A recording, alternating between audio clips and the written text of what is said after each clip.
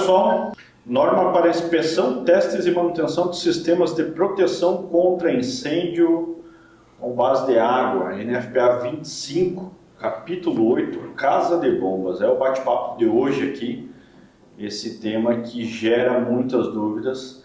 Estou hoje aqui com Daiane Dourado, Pedro Espíndola, Fábio Caíque, para esse bate-papo. Pedro, esse tema gera uma série de questionamentos e dúvidas. Inclusive, essa semana eu estava em visita em um dos nossos clientes que tem uma casa de bombas que atendem exigências NFPA, e tem umas dúvidas aí bem interessantes para a gente bater um papo hoje. Sem dúvida, essa norma ela é a que mais vai estar gerando dúvida por se tratar justamente da continuidade do sistema, né? Não é instalação, não é projeto, e sim a manutenção, né? É algo que está vivo ao longo da instalação e ao longo da vida útil, né, do empreendimento. Então, é uma norma que ela precisa ser bem estudada, bem entendida, e esse é um dos motivos aí que a gente está investindo bastante tempo nela, né, em explanar e trazer de forma mais simples possível para o entendimento, né, dos nossos clientes que estão nos acompanhando também aí. Bacana, é interessante, Pedro, reforçar que quando a gente vai falar de casa de bombas, a 25 vai nos arremeter a NFPA 20. Isso, a NFPA 20, que é a norma de instalação da casa de bomba, onde vai estar contido todas as informações de como deve ser instalado e toda a aparelhagem e instrumentação necessária mínima para atender a norma NFPA. E a 25 ela vai justamente trazer a parte de inspeção, testes e manutenção que deve ser feito após. Então, logo no começo a gente vê na norma que ela remete à instalação da NFPA 20 como sendo a norma que vai resguardar essas instalações, né? Bacana, então vamos imaginar, Pedro, que nós estamos dentro de uma instalação em uma casa de bombas de combate a incêndio por água, que foi prevista em projeto e instalada preconizando atender a NFPA 20, correto? Isso. Nesta situação, quais são os testes, as inspeções e as manutenções que nós devemos seguir?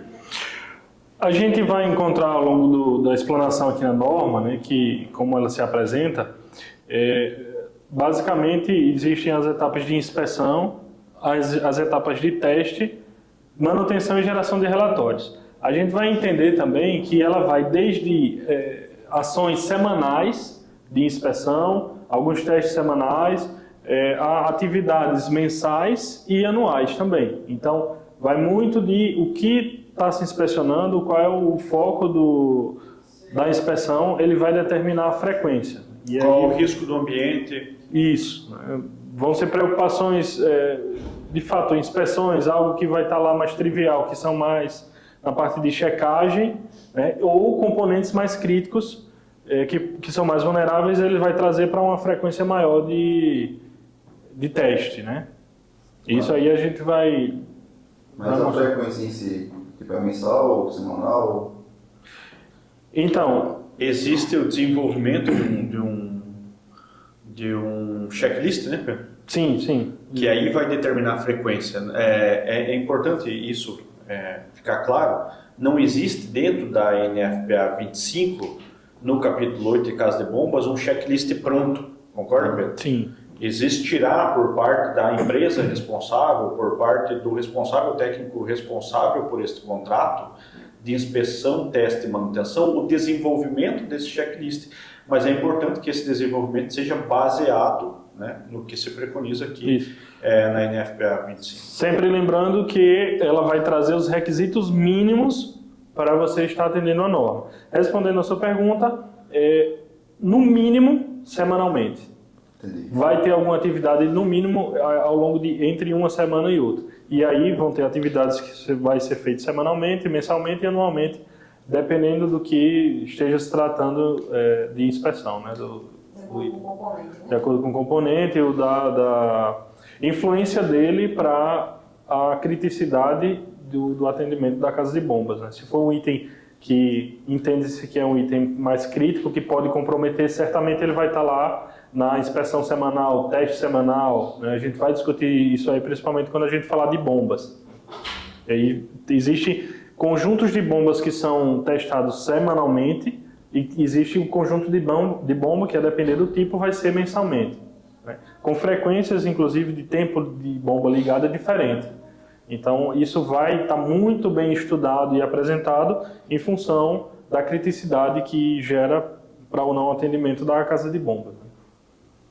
Interessante isso. Já entrando, então, nesse âmbito, Pedro, dá alguns exemplos para nós. Já na própria norma, né, do NFPA Link, a gente vê no conteúdo aprimorado aqui, a gente fazendo esse estudo, já tem um dado interessante que fala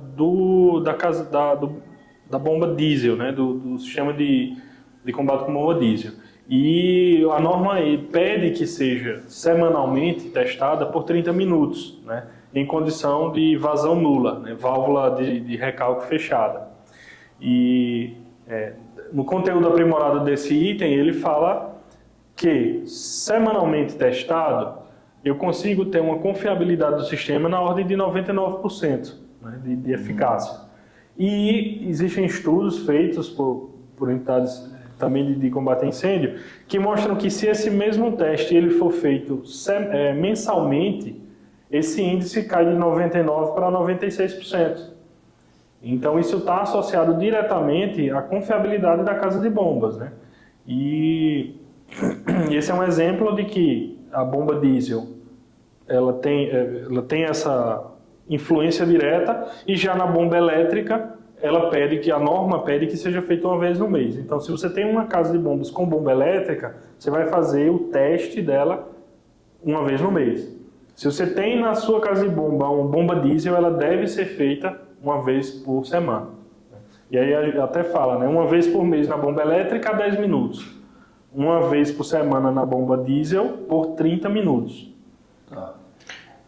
E esse teste, ele se resume a dar partida, ligar a bomba e mantê-la ligada por 30 minutos com as válvulas fechadas. Com as válvulas fechadas. Esse teste semanal na bomba diesel, ele é feito com o objetivo de você testar justamente o conjunto propulsor, que é o motor, né? Então, por que 30 minutos? Para que todos os componentes eles sejam afetados pela temperatura, que vai gerar até a sua, vamos dizer assim, constância, né, em termos de calor. É onde não só basta ligar e deixar ele ligado. É preciso estabilizar a temperatura e tudo que é influenciado por esse motor também submeter a essa estabilização. Então, é 30 minutos. E já a bomba elétrica, que é 10, porque entende-se que em 10 minutos você já atingiu ali a estabilidade do sistema, né? Tá, mas pode parecer que não, Pedro, mas esse item ele gera muita dúvida para quem está lá na ponta. Quais são as válvulas que devem estar abertas, quais são as válvulas que devem estar fechadas na hora desse teste? Deixa eu explicar melhor como seria o procedimento. Mais detalhado. O teste de vazão nula, eu fecho somente a válvula de recalque. A gente não necessariamente precisa estar com água circulante. Isso para o sistema, para a bomba em si, isso também faz com que o motor tenha menos carga. O objetivo ali de testar mais o conjunto motor do que propriamente a bomba. Então a gente fecha. A pressão realmente sobe, porque ela vai atingir a pressão máxima capaz daquele conjunto gerar, né? Porém, a carga em si na bomba vai estar mais reduzida. Esse sim é um teste semanal. Agora, a gente falando de teste, tem teste com vazão? Sim, mas aí ele já está em um outro item e é um teste que é feito anualmente, que é o teste de desempenho. E aí a gente faz o teste com vazão, né? A gente medindo a vazão e aí caracteriza, a gente vai falar mais à frente também desse outro teste. Então, pode até puxar e engatar nele aí, Pedro. Eu não vejo muito problema. Vai ser uma dúvida bem frequente, né, Pedro? Como é que é realizado esse teste? Assim, eu sei que é um teste bem detalhado, mas assim, no geral, como é que ele é realizado? Quais são as especificações? O principal motivo, né, de realizar esse teste anual de performance de bomba, e aí falando o objetivo principal, trata-se de a gente caracterizar como está a bomba em si, né, o comportamento da bomba em si, e confrontar isso com dados anteriores para a gente identificar se houve degradação da bomba, né, se houve perda de potência ou se há algo na bomba que está indicando uma potencial falha, né, a curto prazo. Então, basicamente a gente vai pegar e vai fazer um raio-x dessa bomba em termos de performance de vazão e pressão ao longo do range dela, né, que vai variar ali da vazão 0 até 150% da vazão de que ela é proposta. Então ela sai da situação de vazão de pressão máxima, passa pelo ponto de projeto atendendo, e aí também é feito uma sobrecarga nela para entender como ela vai reagir ao longo desse range. Então o teste mais detalhado é preciso instrumentar a casa de bombas, colocar fluxômetro, colocar manômetros certificados também, que a gente possa colher dados reais, tá? E é feito toda uma análise e geração de gráfico. Isso vai para o relatório, né, do dossiê da casa de bombas, que vai estar lá registrado, também é validado se ela está atendendo ou não. E também, muito importante, entender que a performance de um ano para o outro, ele não pode ter um decréscimo aí de 5% de performance entre os anos. Entende-se que um decréscimo maior do que isso já é uma degradação do conjunto de forma acelerada. E isso pode reduzir a confiabilidade do conjunto de bombas, né? Então é correto definir e dizer que você tem a curva da bomba, que é a curva definida pelo fabricante no momento da construção da bomba. Você tem, posterior a isso, uma curva de teste de instalação, que deve ser feito quando a casa de bombas é comissionada, quando ela é montada e a bomba é partida pela primeira vez. E você tem, nos anos subsequentes, anualmente, os testes de rendimento e performance da tua casa de bombas. E isso vai te criar uma curva de tendência, por exemplo, ou então de se manter dentro do que foi previsto, correto? Isso. Se, imaginando que seu RIT se seguiu como deve, se a bomba foi bem dimensionada, se ela atende os requisitos de curva do projeto, mas no momento de instalação houve alguma falha, nesse primeiro teste, que é o teste de comissionamento, vai se apontar e tem que se fazer a devida correção. Vamos imaginar que ela foi instalada, foi testada e foi comissionada e atendeu os requisitos de projeto do fabricante. E ela ficou aí no primeiro ano de laudo de performance e aponta, por exemplo, uma queda de rendimento maior que 5%. Terá que se investigar e se entender de onde é a origem dessa queda e se corrigir, correto? Isso. Para uma bomba certificada, se for certificada o L, o LFM, a gente já entende que ela foi pensada para atender todos esses requisitos, né? E aí um decréscimo de 5% de um ano para o outro realizado nos testes, ele já vai indicar ali que existe e precisa de investigação. Houve algum desgaste de forma prematura ou um desgaste acelerado em algum componente, seja ele no rotor, que são influências também da qualidade da água. Então, por isso que fala, se acontecesse acima de 5% é necessário investigar, né? Que algo está comprometendo de forma acelerada, né? A gente visita muitos clientes, Pedro, está presente em muitas casas de bombas, e você entrou agora num detalhe da certificação UL para bombas.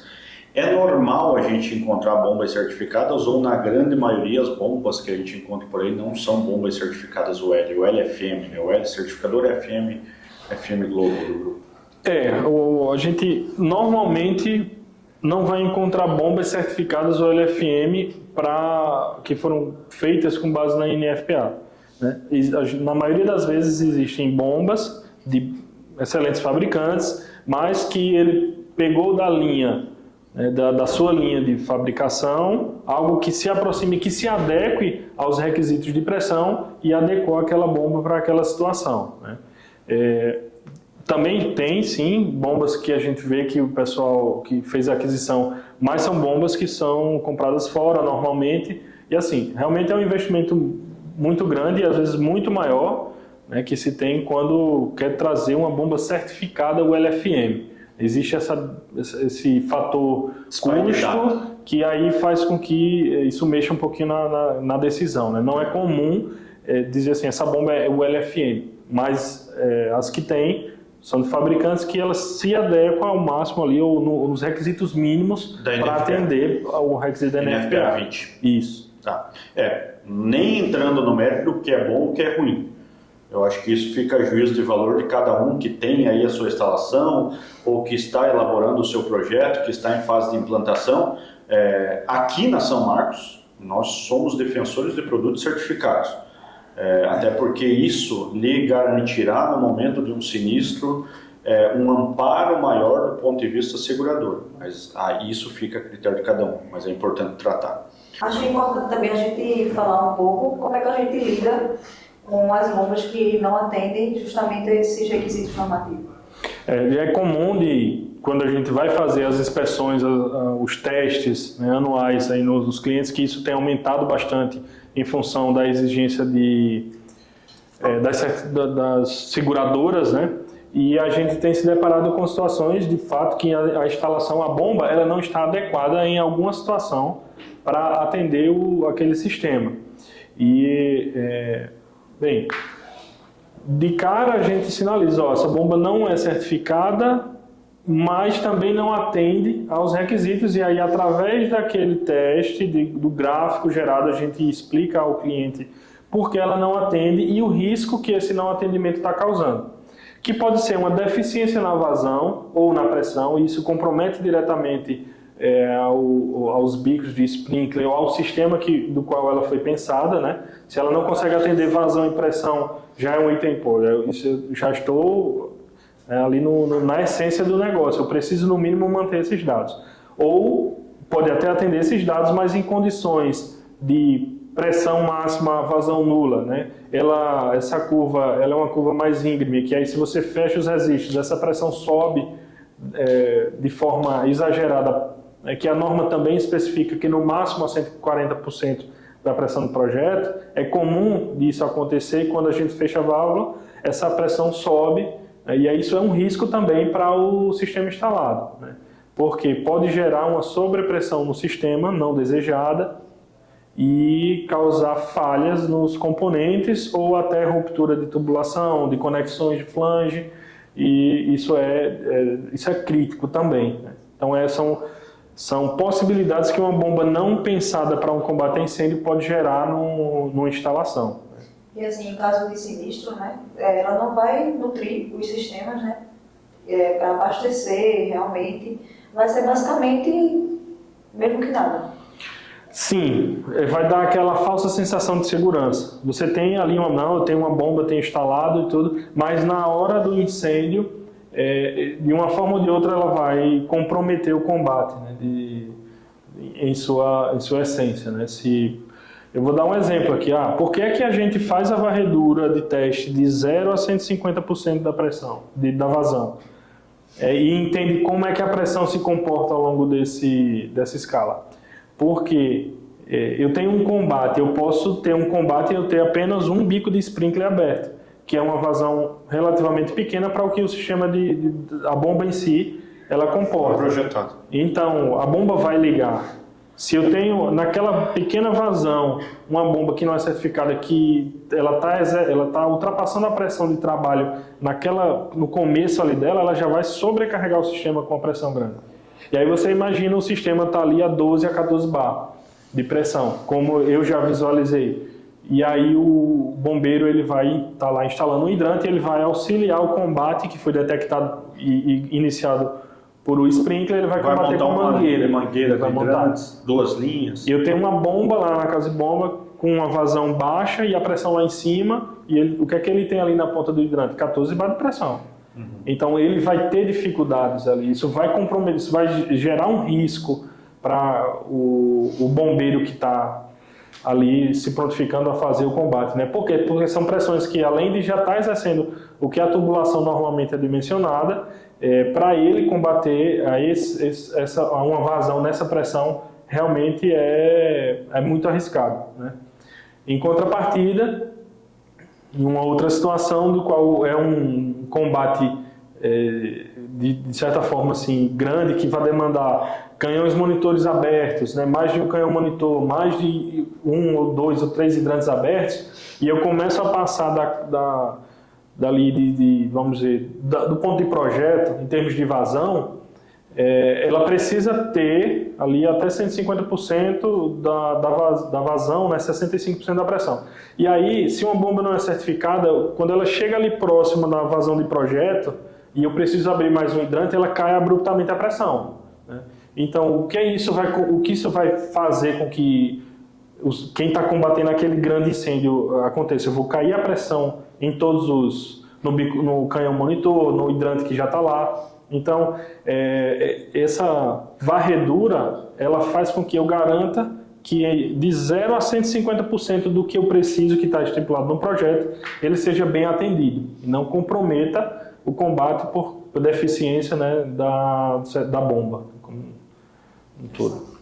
Aí, pessoal, vocês percebem que o Pedro tem um conhecimento profundo, né, em NFPA 20, ele é diplomado em NFPA 20, né? É importante reforçar, engenheiro mecânico, diplomado em NFPA 20, submetido pela NFPA ao término do curso a uma prova, né? E daí se traz esse conhecimento todo e se distribui dentro da São Marcos, Pedro. É bacana, Sim, bacana ter esse teu olhar. E a gente ouve muito, quando está em campo, mas o teste objetivando atender a NFPA 20, a 25, ele exige demais. E se acontecer a falha? Isso pode gerar falha na minha bomba durante o teste. E aí? Então, realmente quando a gente fala da bomba diesel ali, que semanalmente 30 minutos, todo mundo já fica com receio, porque vou acabar exigindo demais da bomba e ela vai falhar, né? Então, como já aconteceu de falhar, como eu digo, é melhor, o objetivo desse teste semanal é de que você esteja provocando ela e que se ela estiver vulnerável, de fato ela falhe.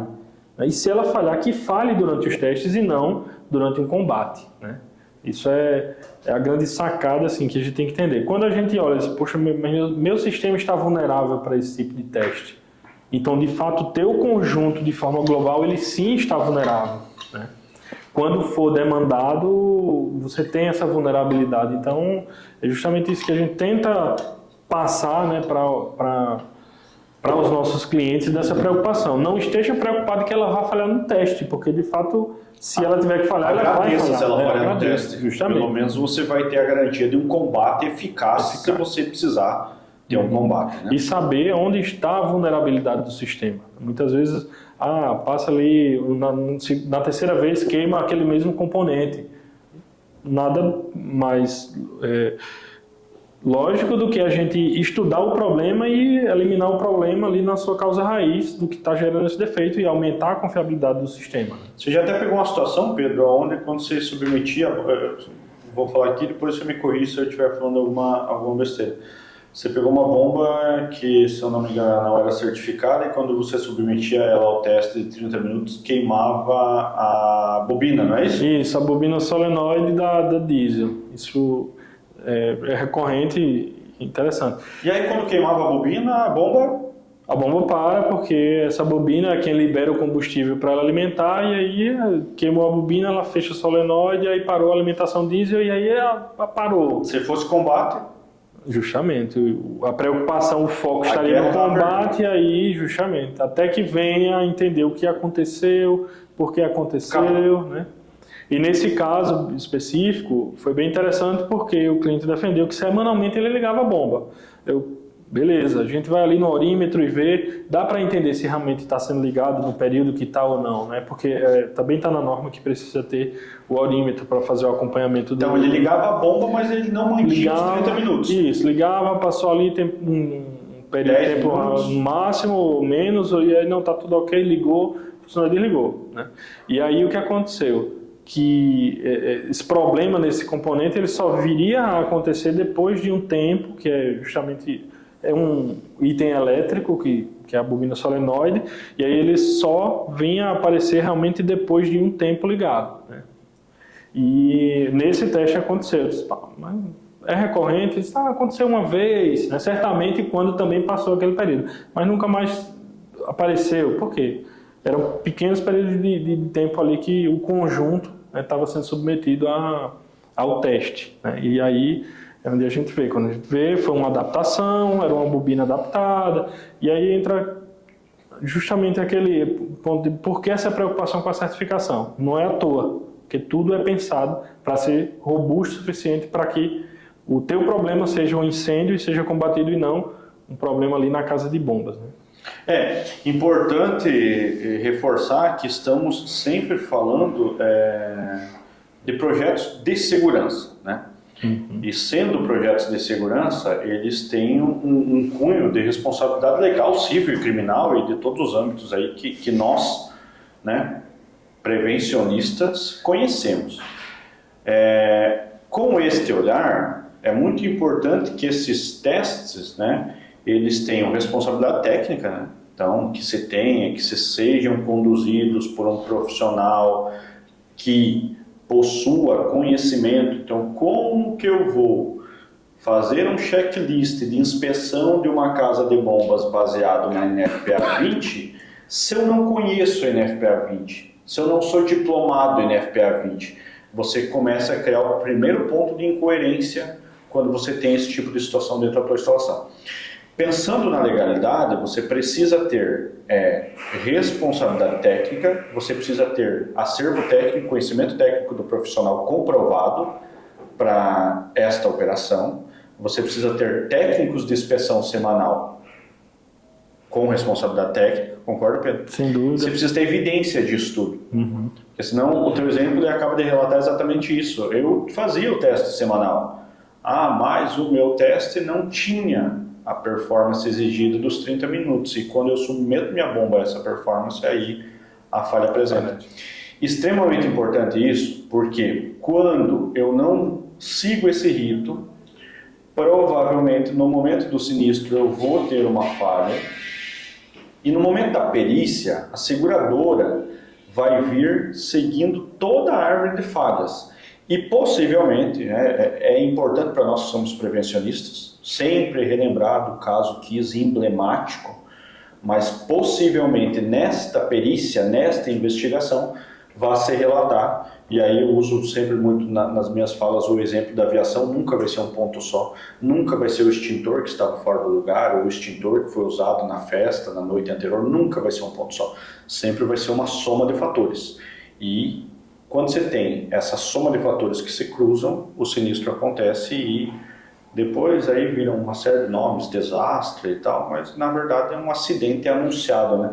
Inclusive tem uma gravação anterior aqui com o Losada onde ele usa uma fala que ele fala assim: você construiu esse acidente, né? Se você sair daqui hoje, a gente estava gravando no Belo Jardim, se você sair daqui agora, à noite, depois a gente jantar, for para casa, Recife, no celular, no telefone e tal, se chegar bem, você chegou bem por um acaso, mas você carregou todos os detalhes para construir o acidente. Então, acidentes se constroem, eles não acontecem do acaso, né?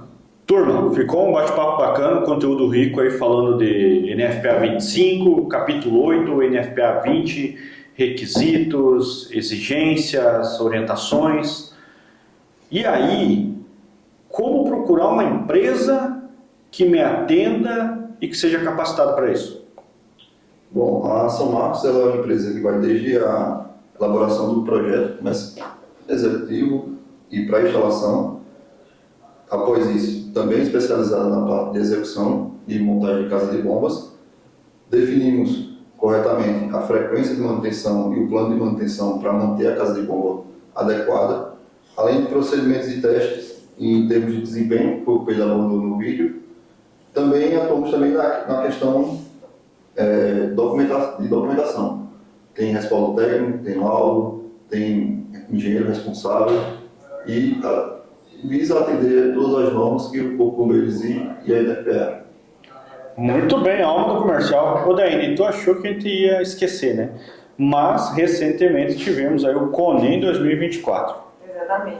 E o que foi o CONEM 2024? Você participou? A São Marcos teve artigo publicado juntamente com a Daine Dourado. Conta um pouco para nós. A gente levou, né, um trabalho de dimensionamento da casa de bombas, na verdade, do sistema de combate a incêndio de galvão logístico, né?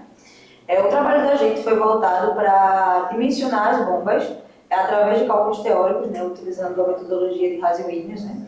E após isso a gente dimensionou com um software tridimensional, o Invento, toda a casa de bombas, tubulações, todas essas questões. Assim, a gente teve esse trabalho levado para o CONEM, né? Foi a 12ª edição do CONEM. Foi um evento bastante enriquecedor, diversos trabalhos, mas o que eu observei que não tinha tantos trabalhos voltados para incêndio, né? E isso, inclusive, foi até um feedback dos profissionais que eu encontrava lá, que eu batia papo lá. Eles até diziam, não, pô, bacana de trazer esse tipo de trabalho, porque, assim, muitas vezes são especializados na área de segurança, mas são mais voltados para a parte de NR12, não focam tanto nessa parte de incêndio. E acaba esquecendo a importância que o sistema de prevenção e combate a incêndio tem para a unidade, né? Segundo o Sardano, né, esse episódio aqui que a gente fez foi muito importante, né, porque até segundo o Sardano, na pré-revista de incêndio, ele diz que a bomba é o coração do sistema de prevenção e combate a incêndio. E se ela está em mau funcionamento, todo o restante do sistema perde a eficiência. Corretíssimo, né, Pedro? Sem dúvida nenhuma. Perfeito. E esse artigo publicado, ele visa atender exigências nacionais, correto? Isso. Ele foi dimensionado através da legislação local, né, utilizando como base. No nosso caso, o COCIP aqui. Isso, o COCIP aqui em Pernambuco. E agora já está no teu radar escrever um artigo objetivando atender exigências NFPA. Isso. NFPA 20 aí, no caso. Já os próximos passos, né, podemos adiantar esse spoiler aí, que a gente vai vir também com esse artigo de fazer a comparação justamente das normas brasileiras com a NFPA. Vejam que legal e que conteúdo rico isso vai produzir, Pedro. Sem dúvida. Porque a gente vai chegar daqui a pouco a uma situação de ter 2 artigos escritos, publicados, quem sabe o outro também, e um comparativo de o que é atender exigências nacionais, códigos estaduais, nesse caso quem regulamenta são os corpos de bombeiros de cada estado, e o que é atender uma exigência internacional da NFPA. Muito bacana, estou ansioso aí, todo mundo aí. Sem dúvida. Parabéns, Jaime, pelo trabalho. Obrigada. Eu, além disso, assim, admiro muito esse cuidado em trazer algo do nosso dia a dia industrial para mais próximo da universidade, né? Algo que às vezes está distante e precisa de levar isso aí para mais. É difícil de ver cases, né, reais dentro do meio acadêmico. Isso, com certeza. A fala de Daiane cabe perfeitamente para parafrasear a Renata Dalmolin, colega, né? A gente sempre se encontra por aí. Renata, um abraço, parabéns pelo trabalho, pelo engajamento aí e pela autoridade no tema, mas não é só um projetinho. Essa fala da Renata, não sei se vocês já acompanharam ela, e normalmente o incêndio é só um projetinho. Ele é olhado lá no final do projeto, lá no final do conceito. Ele nunca entra, e a gente vive isso aqui, né? Ele nunca entra no olhar da instalação desde o início acompanhando. Não, o incêndio ele vira um projetinho. E aí no final acaba se dando conta de que ele vai ser um projeto que vai habilitar uma edificação a ter uma BITS, a ter uma VCB, a ter uma liberação de funcionamento ou não. Quem sabe, em uma situação de emergência, ele vai garantir a vida ou a morte das pessoas, a condição de uma rota de fuga segura ou não. E muitas vezes há grandes danos, né, de vidas e patrimônios. Sem dúvida. Satisfação, gratidão por vocês estarem aqui. Acompanhe o canal, se inscreve, ativa o sininho para receber a notificação. É vídeo semanal sendo carregado aqui.